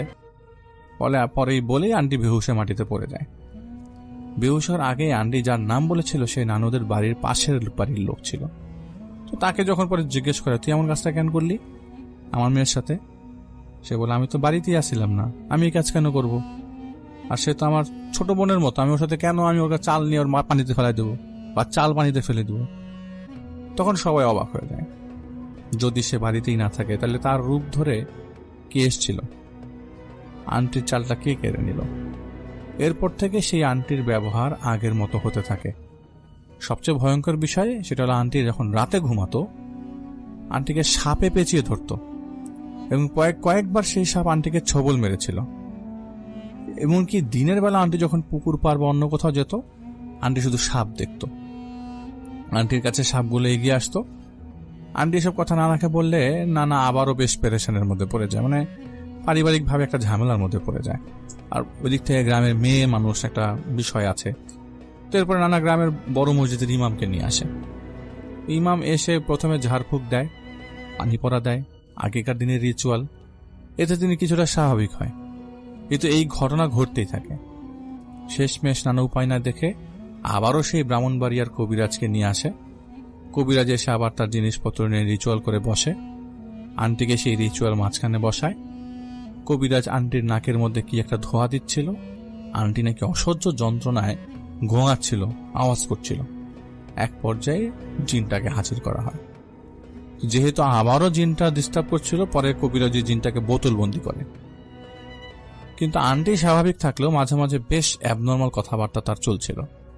সবাই বলে ওই জিন নাকি এখনো তার সাথে আছে, এবং সত্যি কথা, আজ এত বছর পরে উনি অ্যাবনর্মালি কথাবার্তা বলেন। এই কথাগুলো তার মার কাছ থেকে শোনা। এমন কিছু ঘটনা তিনি প্রত্যক্ষ করেছেন নিজে, মানে হৃদয় ভাই। আজ এত বছর পর গ্রামে অনেক বিকশিত হয়েছে, মানে সব চেঞ্জ হয়ে গেছে। রাস্তাঘাটের উন্নয়ন, ইলেকট্রিসিটি চলে এসছে। তার নানার বাড়ি সেই বাঁশঝাড় এখন অনেকটাই পরিষ্কার হয়ে গেছে। সেই খালে এখন আর কেউ মাছ ধরে না, এটা একটা পরিত্যক্ত খাল। অনেক ছোটখাটো ঘটনা সেই বাঁশঝাড়কে কেন্দ্র করে ঘটেছে, বহু ঘটনা, এবং সেই পুকুর পার্কে কেন্দ্র করেই ঘটেছে। একদিন ওই গ্রামের একজন মহিলা ওই খালে যখন পানি থাকে না তখন প্রায় পাতা ঝাড়ু দিতে আসে, এবং এই গ্রামের অনেক মহিলাই আসে ওই যে উনুনে মানে ওই যে আগুন ধরানোর জন্য পাতা কুড়িয়ে। তো একদিন একটা পর্যায়ে উনি দেখেন ওনার মাথার উপরে আস্তে আস্তে বাঁশঝাড়টা নুয়ে পড়েছে। উনি দেখে বিশাল জোরে চিৎকার দেন, হঠাৎ করে আউট অফ নোয়ার বাঁশঝাড়টা কেন নুয়ে পড়ল। বেহুশ হয়ে যান। ওনার স্বামী, গ্রামের আরো মানুষজন এসে ওনাকে উদ্ধার করে। তার নানুর ওই পুকুর পাড়ের কথা যেহেতু অনেকেই বলেছেন তিনি, ওই জায়গায় কিন্তু একটা বাঁশঝাড় ছিল, এখনো আছে, কিন্তু এত ঘন ছিল না। এখন আগের মতো এত ঘন নাই, পরিষ্কার হয়ে গেছে অনেকটা। তো এখানে একটা মসজিদ নির্মাণ করা হয়েছে। সেই মসজিদের হুজুর মসজিদের সাথে একটা রুমের মধ্যে থাকে। একদিন রাতে মসজিদের হুজুর তাহাজ্জুদের নামাজ পড়ার জন্য রাতে ওঠে আর বাইরে যায় উজু করার জন্য। তো উজু করার এক পর্যায়ে হুজুর চাঁদের আলোয় যা দেখে, যেটা হচ্ছে নানুর পুকুর পাড়ের যে বাঁশঝাড়টা আছে, ওই বাঁশঝাড়ের ভেতর থেকে একটা মহিলা নতুন বউয়ের মতো সেজে এই গভীর রাতে রাস্তা দিয়ে হেঁটে সামনের দিকে যাচ্ছে। মহিলাটার নাকি অনেকটা অন্ধকারে যতটুকু আলোর মধ্যে দেখা যায়, অনেক সময় অন্ধকারকেও অন্ধকারের ভেতরে অনেক মানুষের পরিষ্কার দেখা যায়, যে সিঁদুর দেওয়া ছিল। মহিলার চুলগুলো ছিল খোলা, পেছনে চুল একদম পায়ের পাতা পর্যন্ত লেগেছিল।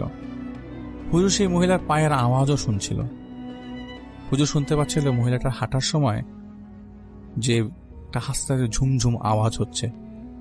হুজুর এটা দেখে ভয়ে থ হয়ে যায়। লক্ষ্য করে মহিলাটা সোজা রাস্তা দিয়ে হেঁটে তার নানার বাড়ির সেই পুকুর পাড়ের খালের কাছে গিয়ে মিলে গেছে। মিলে গেল মানে বাতাস মিলে গেছে। হুজুরের সাথে তেমন খারাপ কিছু হয়নি, কিন্তু হুজুর তো সবাইকে বলেছে বিষয়টা। তার আম্মা কিছুদিন আগে নানার বাড়িতে যাওয়ার পর হুজুর থেকে এটা শুনেছিল। তার যে ছোট আন্টির বিয়ে হয়, এটা অনেকটা এরকম যে 5 বছর আগে তার আন্টির হাজবেন্ড থাকে ঢাকায় চাকরি করে। কর্মব্যস্ততার কারণে উনি মাসে একবার বাড়িতে আসে। তো একদিন তার নানুর বাড়িতে আন্টিকে নিয়ে বেরিয়ে আসছিল আঙ্কেল। তো সবকিছু ঠিকঠাক ছিল, তারা সবাই অনেক মজা করে, রাতের খাওয়া দাওয়া শেষ করে যার যার রুমে সবাই ঘুমাতে যায়। কিন্তু আঙ্কেল নাকি রাত 12টা-1টায় টয়লেটে যাওয়ার উদ্দেশ্যে ঘুম থেকে ওঠে। তো বেশি টয়লেটটা বাইরে ছিল, ঘরের বাইরে ছিল। টয়লেটে যাওয়ার উদ্দেশ্যে বাইরে বের হলে টয়লেটে গেল ঠিকই, কিন্তু টয়লেটের সাথে ছিল একটা বড় তেঁতুল গাছ, আর টয়লেট থেকে 40 মিটার দূরে ছিল নানুর সেই পুকুর পাড়টা। সাধারণত গ্রামের টয়লেটগুলো টিন শেড দিয়ে বানানো। আঙ্কেল টয়লেটের ভেতর থেকে ওই টিন শেডের ফাঁক দিয়ে চাঁদের আলোয় কিছু জিনিস দেখতে পায়, যা অনেকটা আঙ্কেল সারা জীবন দেখতে চাইবে না। আঙ্কেল দেখে যে ওই পুকুর পাড়ে দুজন মহিলা বসে একজন আরেকজনের উকুন আনছে, অনেকটা বানর যেভাবে উকুন এনে খেয়ে ফেলে, তারা ওই উকুনগুলো মুখ দিয়ে খেয়ে ফেলছে বা কিছু একটা চুল থেকে নিয়ে মুখে দিচ্ছে। এবং আঙ্কেল পুরোটা রাত সেদিন সে টয়লেটের ভেতর থেকে আর বের হয়নি, সাহস হয়নি ওনার। টয়লেটের ফাঁক দিয়ে তিনি দেখেছেন। পরদিন সকালে উনি কাউকে না বলেই তাড়াহুড়া করে বাড়িতে ফেরত চলে আসে, তাদের বাড়িতে চলে যায়। পরে তার আন্টির কাছ থেকে ঘটনা শোনা যায় যে এরকম হয়েছে রাতের বেলা। তার ওই আঙ্কেল তাকে শেয়ার করে। আসসালামু আলাইকুম। এটা আরেকটি ঘটনা, যে ঘটনাটি নিশিরাতের ঘটনা। গ্রামের এক শান্তিপুর হলেও, মানে গ্রামটার নামে শান্তিপুর হলেও, অমাবস্যার রাতে গ্রামটি যেন এক গভীর নিস্তব্ধতায় ডুবে যায়। ওই গ্রামের একটি পুরনো বটগাছকে ঘিরে অনেক ভৌতিক কাহিনী প্রচলিত আছে। গ্রামের মানুষ বলে, গভীর রাতে ওই গাছের নিচ দিয়ে যাওয়ার সময় কেউ যদি পিছন থেকে ডাকে, তবে কখনোই যেন পিছনে ফিরে না তাকানো হয়। ওয়াইন ছিল শহরের ছেলে, এসব কুসংস্কারে সে বিশ্বাস করত না। এক রাতে বন্ধুর বিয়ে বাড়ি থেকে ফেরার পথে তার সাইকেলটি নষ্ট হয়ে যায়। যেখানে নষ্ট হয় ঠিক ওই বট গাছের সামনে। চারপাশে ঘুটঘুটে অন্ধকার আর ঝিঝি পোকার ডাক শোনা যায়। হঠাৎ অয়ন অনুভব করলো তার ঘাড়ের কাছে কেউ যেন তৃপ্ত নিঃশ্বাস ফেলছে। সে ভাবল হয়তো বাতাসের ঝাপটা, কিন্তু তখনই একটা চেনা গলা ফিসফিস করে উঠে বলল, অয়ন, একটু দাঁড়াবি, আমার পাটা বড্ড ব্যথা করছে। গলাটা হুবহু তার মৃত ঠাকুমার কণ্ঠের মতো। অয়নের শরীরের রক্ত হিম হয়ে গেল। সে জানতো তার ঠাকুমা 2 বছর আগেই মারা গেছেন। ভয়ে তার হাত পা কাঁপতে শুরু করলেন, কিন্তু সে মনে মনে সাহস জুগিয়ে হন হন করে হাঁটতে লাগলো। পিছন থেকে এবার আবার একটা কান্নার শব্দ ভেসে আসতেছে। সেই করুণ সুরে অয়নকে থামিয়ে দিতে চাচ্ছিল। এক পর্যায়ে সে আর থাকতে না পেরে যেই না পিছনে তাকাতে যাবে, অমনি দেখলো মাটির উপর তার নিজের ছায়াটা যেন লম্বা হয়ে বেঁকে যাচ্ছে। কিন্তু আশ্চর্যের বিষয় হলো, তার পিছনে আর কারো ছায়া নেই।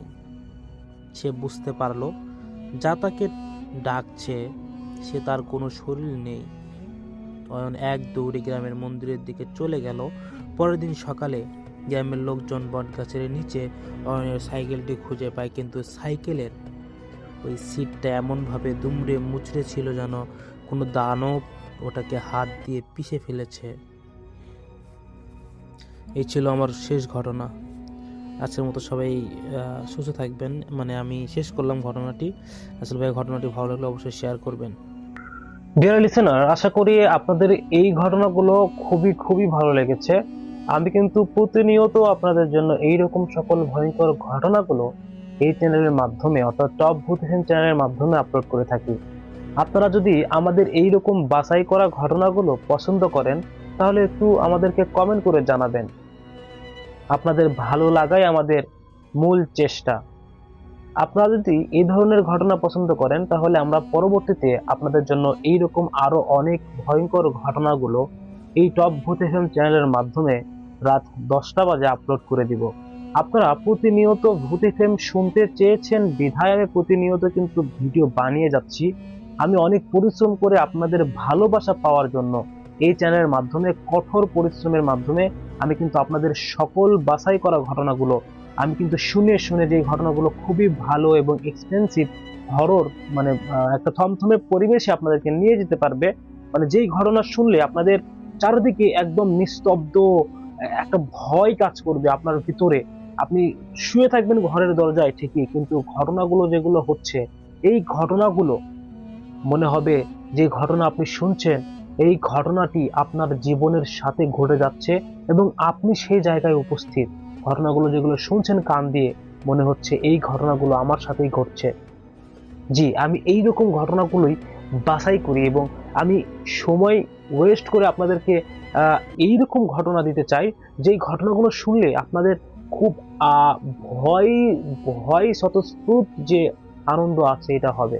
এবং আপনারা দেখবেন রাতে আপনাদেরকে আমি চেষ্টা করি যে এমন ঘটনা দিব যে ঘটনার মাধ্যমে একটা থমথমে পরিবেশের মধ্যে আপনারা যাবেন।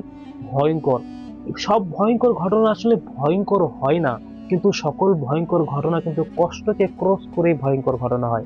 একটা ভয়ঙ্কর ঘটনার ভিতরে কষ্ট লুকিয়ে থাকে, এই কষ্টটুকু আপনারা বুঝতে পারলেই আপনারাই আসল ভূত এফএম লাভার। আমি আপনাদের জন্য আরো অনেক অনেক দূর পর্যন্ত এই টপ ভূত এফএম চ্যানেল চালিয়ে নিয়ে যেতে চাই। আপনারা যেভাবে আমাদের চ্যানেলে ভালোবাসা দিচ্ছেন, এই ভালোবাসাটুকুই আমাদের চাওয়া। আপনারা এইভাবে আমাদের প্রত্যেকটা ঘটনা শুনবেন, আমাদের ঘটনাগুলো কেমন লাগে তা তো কমেন্ট করবেনই, পাশাপাশি একটু আমাদের ঘটনা যদি আসলেই ভালো লাগে আপনাদের, তাহলে আমাদের এই কন্টেন্টগুলো শেয়ার করে দেবেন। আপনাদের যে বন্ধু বান্ধবগুলো আছে যারা ভূত এফএম শুনতে ভালোবাসে, বা একটা সময় আছে না যে আপনারা সবাই একসাথে দলবদ্ধ হয়ে ভূত এফএম শুনতেন, ঠিক তেমনি এই ঘটনাগুলো যদি আপনাদের সেই বন্ধু বান্ধবের কাছে পাঠিয়ে দিন, তাহলে তাদেরও স্মৃতিতে চলে আসবে আপনারাও আগে এরকম ভূত এফএম শুনতেন। তো সব মিলিয়ে যদি আপনারা আমাদের এই ঘটনাগুলো কমিউনিকেশন করেন, তাহলে আমরা খুবই খুশি হব এবং আমরা একটু সার্থক ফিল করব। লিসেনার্স, আমরা কিন্তু আপনাদের ভালো লাগার সুবিধার্থে এমন ঘটনাগুলো দিই যে ঘটনাগুলো শুনলে আপনাদের মনে হবে যে না, এই একটা চ্যানেল, ফ্রেশ চ্যানেল, যেটা আমি সুন্দরভাবে ঘটনাগুলো শুনতে পারলাম, কোনো প্রকার নয়েজ ফ্রি, নয়েজ নাই, ক্লিয়ার ভয়েস, সবকিছুকে বিবেচনা করে আমরা কিন্তু আপনাদের সামনে ভিডিও নিয়ে উপস্থিত হই। আপনারা কাকে বেশি পছন্দ করেন, কার কণ্ঠ শুনতে ভালোবাসেন, কোন ভৌতিক আর্টিস্টের ঘটনা ভালোবাসেন, এই সকল কিছু যদি আমাদেরকে কমেন্টে বলে দেন, আমি বলি ডক্টর আলিফ ভাইয়া, আফরান ভাইয়া, বাবু ভাইয়া, হাফেজ মঈনুদ্দিন ভাইয়া, সাবিদ আলম ভাইয়া, আর জে রাসেল ভাইয়া, আপনারা কার কণ্ঠে ঘটনা শুনতে বেশি পছন্দ এবং স্বাচ্ছন্দ্য বোধ করেন, আমাদেরকে কমেন্ট করলে আমরা পরবর্তী ঘটনা অবশ্যই কিন্তু তাকে কেন্দ্র করে নিয়ে আসবো, বা তার কণ্ঠে বলা ঘটনাগুলো নিয়ে কিন্তু হাজির হবো আপনাদের সাথে। আমরা সেই প্রতিশ্রুতি দিয়েই কিন্তু ভিডিও ছাড়ি। এবং আমাদের এই টপ ভূত এফএম চ্যানেল আপনাদের জন্য যে সুবিধা রেখেছে, সবচেয়ে বড় কথা হচ্ছে আপনারা যে ঘটনাগুলো আমাদেরকে পাঠান, এই টপ ভূত এফএম চ্যানেল কিন্তু সেই ঘটনাগুলো, প্রত্যেক জনের ঘটনাগুলো কিন্তু রেকর্ড করে কিন্তু আপনাদের সামনে উপস্থাপন করছে। আপনারা যেই ঘটনায় দেন, একটু বড় ঘটনা দেন, আমরা সেই ঘটনায় পড়ে আমরা সত্যতা যাচাই করব না, আপনারা দেবেন, আমরা সেই ঘটনাগুলো পড়ব। ঘটনার ভিতরে একটু ভয় রহস্যময় কিছু থাকলেই আমরা সেই ঘটনাগুলো এই চ্যানেলের মাধ্যমে কিন্তু পড়ে আপলোড করে দিই। আপনারা কিন্তু জানেন যে আপনারা যারা ইতিমধ্যে আমাদেরকে ঘটনা দিয়েছেন, তারা কিন্তু অবশ্যই অবশ্যই আমাদের এই চ্যানেলের মাধ্যমে কণ্ঠ শুনেছেন। একটু আপনারা বলে যান তো ঘটনাগুলো কেমন লাগছে আপনাদের। অনেক ঘটনা আমি নিজে বলি লাস্টে, বাছাই করা ঘটনা, সেগুলো কেমন লাগে। সব মিলিয়ে অনেক ইমেল, মানে অনেক শ্রোতা আছে যারা তাদের ঘটনাগুলো আমাদেরকে পাঠাচ্ছেন মেইল করে। অনেকেই চাচ্ছেন যে ভাইয়া আমরা আমাদের নিজের কণ্ঠে ভয়েস দিতে চাই, মানে আমাদের ভয়েসই আমরা আপনার চ্যানেলের মাধ্যমে সবার সামনে মানে দিতে চাই। যেমন আপনার সাথে ঘটে যাওয়া ঘটনা আছে, দাদার সাথে ঘটে যাওয়া ঘটনা আছে, অনেকের সাথে অনেক ভয়ঙ্কর ঘটনা আছে, হয়তোবা তারা কোনো মাধ্যম দিয়ে শুনেছে বা তাদের জীবনের সাথেই ঘটে গিয়েছে। ঠিক সেই ঘটনাগুলোই কিন্তু তারা আমাদেরকে ভয়েস মেল করতে চাচ্ছে কিন্তু পারতেছে না। তো এটা একটু আপনারা ইউটিউবে দেখে নেবেন। ইউটিউব এমন একটা প্ল্যাটফর্ম যেখানে সবকিছুর সমাধান আছে। আপনারা একটু দেখে নেবেন কিভাবে একজনকে একটা মেইলে ভিডিও, একটা ভয়েস, হাতের ফোন দিয়ে ভয়েস রেকর্ড করবে, সেটা আবার গুগল ড্রাইভে আপলোড করতে হবে। গুগল ড্রাইভের আবার অ্যাক্সেস দিতে হবে আমাকে, ডাউনলোড অ্যাক্সেস, তাহলে আমি আপনার ভয়েসটা পাবো, সেটা যত বড়ই ঘটনা হোক। এই জন্য আমি বলতে চাই যে আপনারা প্রপার ওয়েতে শিখবেন, দেখে আসেন, ঘটনা পাঠান, সবার ঘটনা নেওয়া হবে। এই টপ ভূত এফএম এই সুযোগটা সবাইকে দিবে, কারণ এই টপ ভূত এফএম আমার আমার যে মেম্বার গুলো আছে, আমার যে অডিয়েন্স গুলো আছে, সবাইকে সমান চোখে দেখে, সবাইকে ভালোবাসে। কেননা আপনারা সবাই যেভাবে ভালোবাসা দিচ্ছেন, আমি এর কৃতজ্ঞতা বলে বোঝাতে পারবো না। আপনারা জাস্ট আমাদের সাথে থাকুন। আমরা আপনাদের জন্য যেইভাবে ঘটনাগুলো মানে যেই ঘটনাগুলো আপনাদের দিচ্ছি, ঘটনাগুলো কেমন লাগছে তা জানাবেন। যদি কোনো ভুল ত্রুটি হয়ে থাকে তা আমাদেরকে ধরিয়ে দেবেন, আমরা সেই ভুল ত্রুটিগুলো মানে সমাধান করে আবারও ঘটনাগুলো আপলোড করে দেব। যাই হোক, এই পর্যন্তই আজকে কথা বললাম। আশা করি আর কোনো কথা বলিনি, বলার নাই। তবে অনেকেই কমেন্ট করেছে অনেক জায়গা থেকে, আমি তাদের কথা না বললেই না। রংপুর থেকে কমেন্ট করেছেন ইয়াহিয়া ভাইয়া, যে ভাই আপনার ঘটনাগুলো অনেক ভালো লাগছে।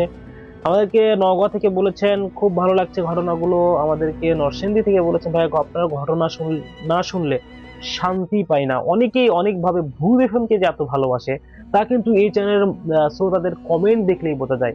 এবং কিছু কিছু লিসেনার্স আছে যারা আমি ঘটনা যখনই সারি ফার্স্ট কমেন্ট করার জন্য তারা লাফালাফি করে। যাই মাশাআল্লাহ, এই ঘটনা এই কার্যক্রমগুলো খুবই ভালো লাগে। ফার্স্ট কমেন্ট যারা করে তাদেরকে অসংখ্য ধন্যবাদ। তারা সবসময় আমাদের টপ ভূত এফএমকে পর্যবেক্ষণ করে। আমি চাই আপনারা এইভাবে আপনাদের ভালোবাসা দিয়ে এই চ্যানেলটিকে আঁকড়ে ধরে থাকুন। এই চ্যানেল যেন সফলতার শীর্ষে যেতে পারে, সেই দোয়া এবং শুভকামনা আপনাদেরকে চাচ্ছি। আপনারা দোয়া করবেন আমাদের জন্য, আমরা আপনাদের জন্য আরো নতুন নতুন ভয়ঙ্কর সকল ঘটনা নিয়ে আসবো। আজকের মতো এখানেই বিদায় নিব। সবাই ভালো থাকবেন, সবাই সুস্থ থাকবেন। দেখা হচ্ছে নেক্সট কোনো ইমেইল এপিসোড নিয়ে বা ভয়ঙ্কর হরর রিয়েল স্টোরি নিয়ে। অনেকেই আছে বাঙালি হরর স্টোরি শুনতে চায়, তাদের জন্য আমি বলবো এই চ্যানেলটা বেস্ট ওয়ান। আজকের মতো এখানেই বিদায় নিচ্ছি। ভালো থাকবেন, সুস্থ থাকবেন। দেখা হচ্ছে নেক্সট কোনো ইমেইল ঘটনায়। আসসালামু আলাইকুম।